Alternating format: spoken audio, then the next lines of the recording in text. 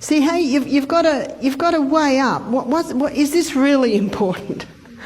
And as I said, if I broke my arm and my bones were sticking out, I'd be very thankful for a doctor to perform an operation to get my arm working again. But there are lots of little tiny bits and pieces that the natural remedies will fix.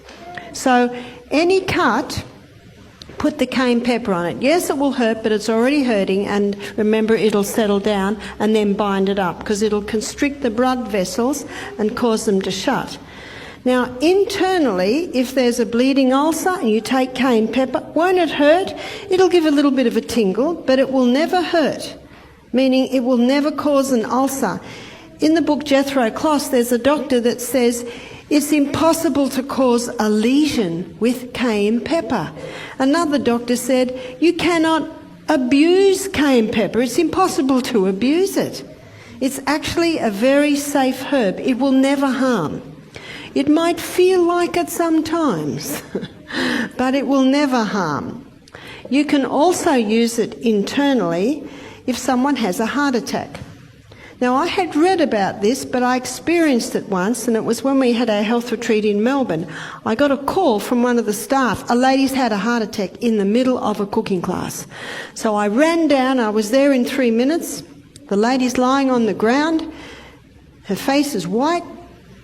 There's a guy holding a pulse. He said, "The pulse is gone." Almost. I said, "Quick, cayenne pepper." I got a half a teaspoon of cayenne pepper, quickly put it in her mouth. She was half conscious. We're able to give her a little bit of water to drink. Within 2 minutes, the guy holding the pulse said, "The pulse is strong." All the colour came back into her cheeks, and she sat up and said, "What happened?" Just amazing. We sold out of cayenne pepper that program. Everyone, what happened to that lady? What happened to that lady is that cayenne pepper, when it got into the blood vessels, it thinned the blood. This is the best blood thinner.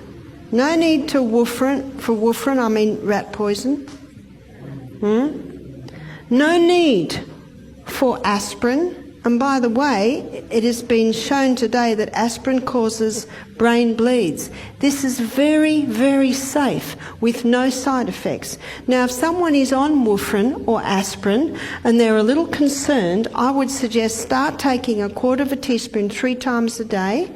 And most people, if they're on warfarin, they have to be tested, every few weeks or every month.